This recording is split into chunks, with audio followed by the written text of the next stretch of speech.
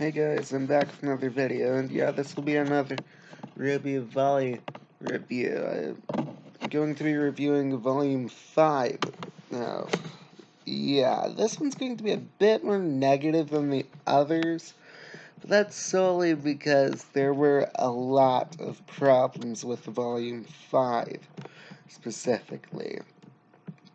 Like, sure, unlike the first 4 volumes, which I binge-watched before watching every single episode of Volume 5 as it came out, there were a lot of problems. Well, of course, ranging from the character, there's, acting out of character. Then there were also some animation mistakes, too. People have even said that the characters would somehow fucking teleport, which I totally find completely possible. Because of course, during the final battle, of course, Adam Taurus himself got fucking nerfed and just one-shotted by Blake, that was pretty damn pathetic.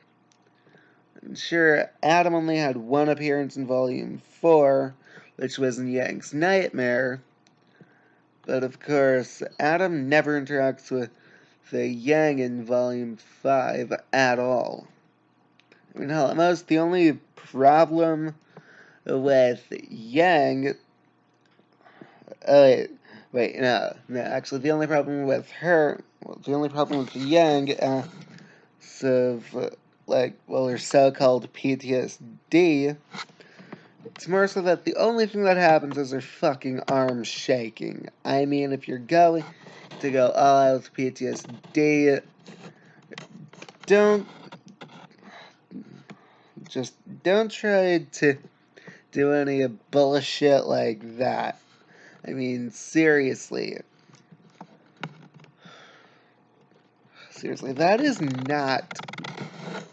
that's not even fucking realistic at all. And then there's the fact that,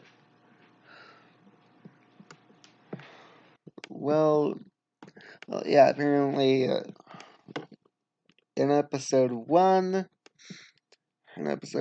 Team Ranger and Crow arrive in Haven, even though I'm pretty sure Haven Academy, they arrive in Mistral in the previous volume. But then there's also the fact that they just act like they weren't even in Mistral once they arrive in Haven, like Haven Academy.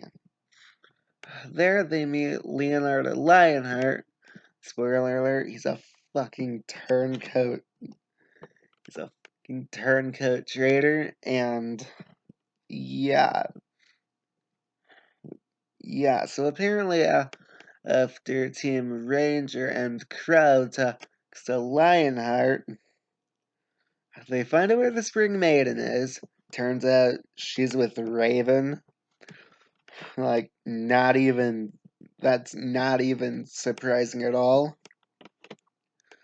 But then there's the fact that Lionheart later on just flat out fucking talks to Watts, who is apparently using a seer grim to talk to Lionheart. Yeah, turns out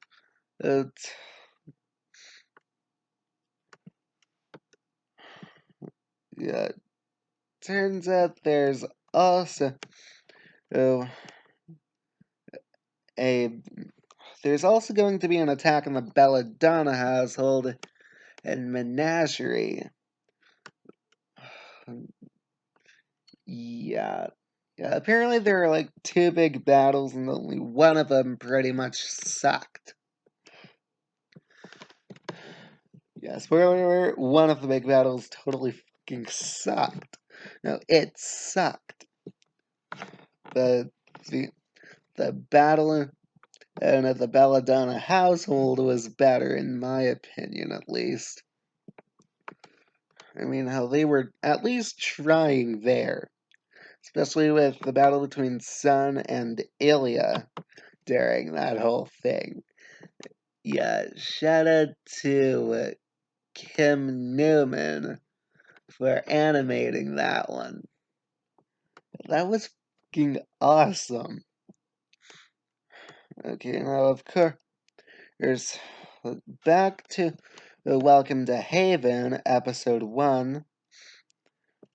Yeah, apparently Yang had just arrived at a at a gas station. Yeah, she basically gets harassed by a drunkard who hits on her, and apparently Yang just like clocks the fucker.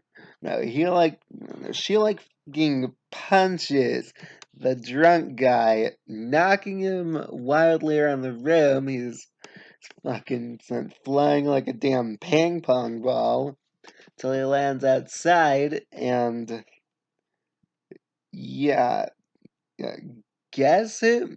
Guess who ends up coming with the Yang when is to confront her mother, I wonder. Yeah, just take a guess. Then, yeah, apparently. Oh, wait. Apparently, yeah, apparently Raven will be given a major role in this volume, and so yeah, just keep that in mind for later. Oscar Pine manages to find Crow at a bar and asks for his cane back. Crow gives him the long memory. Later, the two go back to the house where Team Ranger is. By then, Crow is giddily drunk and can barely contain himself, while Oscar tries to explain that he's also Professor Ozpin. Of course, much to the crazy suspicion of Team Ranger. Like, specifically, Nora is the one to ready her weapon and glare angrily at first.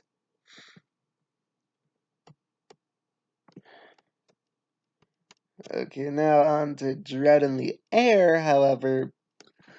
Arthur Watts and Leonardo Lionheart uses Seargrim to contact Salem and report about the location of the Spring Maiden. Cinder falls with Salem and is keen to know RWBY's location after Lionheart reveals the presence of Kara Bronwyn. But damn it, go lay down, Wit. Okay, now back to what I was saying, though. Salem orders Cinder to take her team and go to Raven Bronwyn, where she will, along with Watts, convince the Bronwyn tribe to cooperate. Once this is accomplished, Salem will have Spring retrieve the relic and give Hazel Rhino the go-ahead to let the White Fang destroy Haven Academy. After the report is finished, Cinder speaks privately to Salem, airing her frustrations about allying with bandits, as well as keeping Ruby Rose alive. Salem reassures Cinder and concludes the conversation by advising Cinder to be cautious in future encounters with Ruby. Oh, and apparently Weiss also continues her flight to Mistral, and along the way the cargo airship she's traveling in encounters the the distress call which they heard earlier in the journey. The other airships are destroyed by a swarm of lancers. Through her cargo ships maneuvering the floating islands of Lake Matsu, in addition to her own employment of dust and her semblance, Weiss manages to ward off the swarm of pursuing lancers. However, a Queen Lancer is disturbed. White is successfully able to defeat the Queen Lancer through the use of her RWBY summon. The cargo ship takes significant damage in the process and ultimately crashes.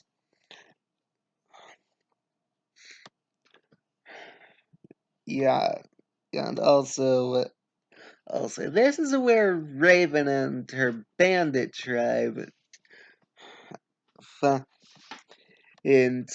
Weiss. Well, Pilot Boy apparently dies, and yeah, let's just say Raven is rather.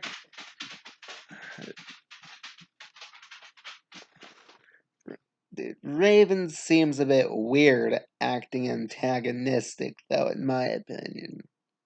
That's probably just because Raven, earlier on in Volume 2, had already saved Young's life. So I wasn't sure exactly how to deal with. I wasn't sure exactly how to deal with the antagonistic nature for Raven at the moment. However, however, Adam Torres, with the help of Hazel, meets with Sienna Khan to seek the assistance of the White Fang to an assault on Haven Academy, and by extension, a war with humanity. Amidst her refusal, Adam's true aim for the meeting is revealed as he commits a coup, killing Sienna Khan by stabbing her with a sword and taking her place as High Leader of the White. Go! I'll let you out later, dog. But Hazel, who was not informed of the plan, expresses frustration at the lack of communication with Ada that Adam had with him, as well as his disappointment in the unnecessary death of Sienna Khan. Yeah, things were only building up from there, and back in Menagerie, apparently they're trying to stop. Apparently, they're trying to stop Adam's coup, only to be way too late to realize that they were just way too late. Yeah, but at least they're going to try and stop the attack on Haven.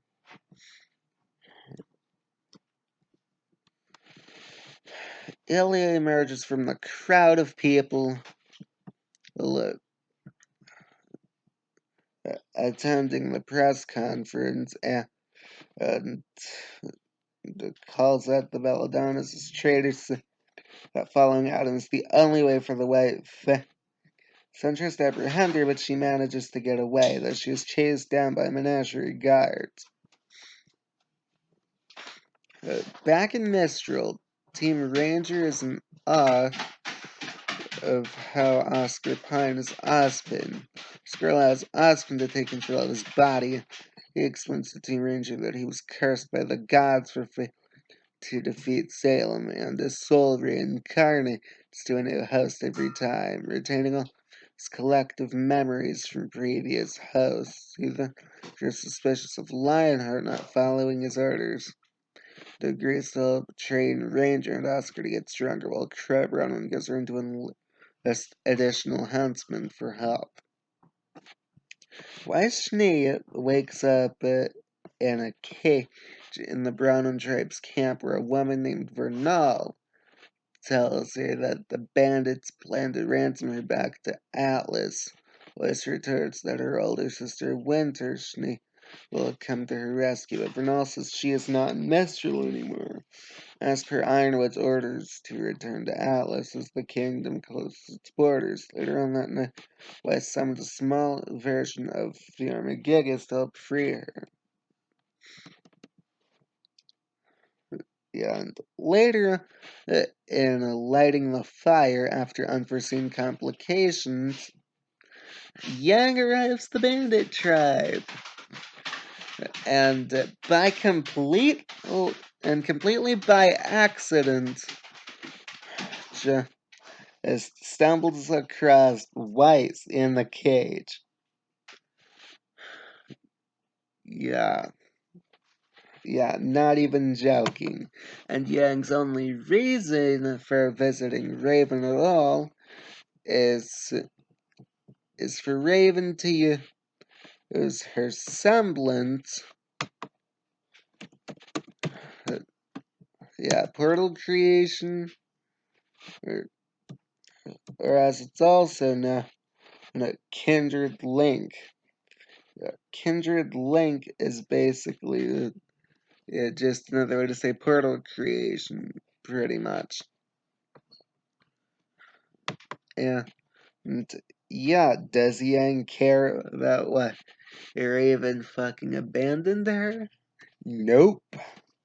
That that's definitely something that should have actually been brought up, I guess. And before Yang arrives at the bandit tribe, Shady Man brings Yang Xiaolong into the forest, his intention being revealed to be an ambush, a small assembly of bandits from the Bronwyn tribe. However, Yang easily defeats them. Ruby and Oscar train in hand-to-hand combat. Oscar is quickly picking up skills, but Ruby defeats him in their match. Osman decides to take over after that and very quickly takes Ruby down. Team Ranger encourages Oscar and discusses semblances with him. Then Younger is the bandit at the Bronwyn tribe camp with the defeated bandits, and Raven Bronwyn congratulates her. She offers answers in the special meal, but instead states that she is there to get her mother to use her semblance to create a portal that will bring her to Bronwyn and therefore Ruby. Raven scoffs at this and tries to convince Young to give up on trying to get help, or convince Young to give up on helping her sister. This fails. Raven attempts to send her away, but Young angrily repeats her demand. One bandit, angry at Young's attitude, attempts to engage Yang, but is defeated in one blow. The first launches into a tent, which collapses, revealing a presence with Weiss Schnee. Shocked to see Weiss gives up trying to escape with subtlety. She makes the Armageddon grow in size to break her cage, and she just Young in the center of their fight. At Raven's request, Renal causes a lightning to strike in front of the Armageddon before a fight can truly begin. Raven calls a halt, warning everyone they will attract the group if they do not stop. She invites the two girls into her tent to learn the truth before they go after Ruby. Before entering the tent, Wes and Young share a reunion. Okay, now of course, Ilya is confronted by the Albane brothers, Corsic and Fennec, and Yuma apparently kills a messenger.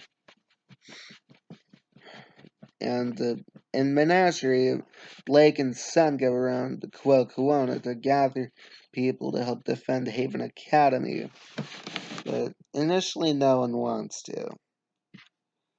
Then in Mistral, Ruby tells Oscar that he is improving with his combat abilities.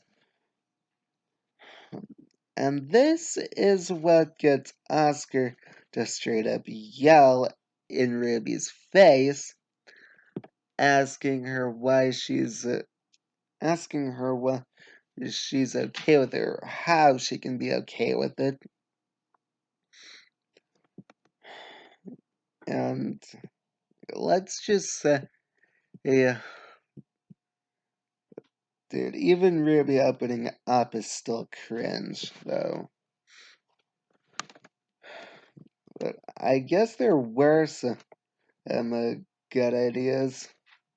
Like, for example, let Yang outright fighting the bandits Yeah, that was pretty cool. I'm not gonna lie.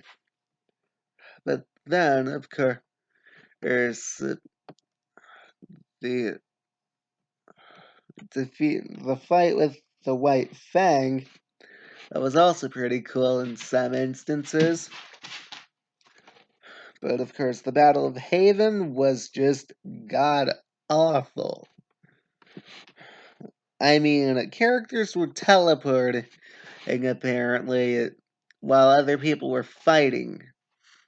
But I guess the fight between Raven and Cinder was decent, even though it was fucking predictable since their first interaction with each other.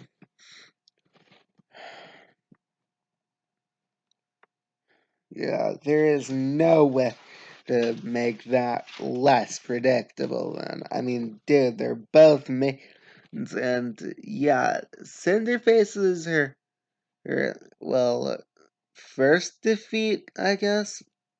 But Cinderface is her first defeat at the hands of Raven, and this was where I thought she was going to die. Spoiler alert for Volume 6. Yeah.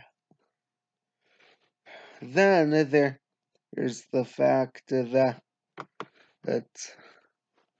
then there's the fact that of course Lionheart is killed after he openly betrays Ozpin and his team, and Salem kills him for his cowardice. Yeah, dude, clearly, if Salem wanted him to be brave, she shouldn't have fucking threatened him in the first place. That's more so going to make them afraid of you.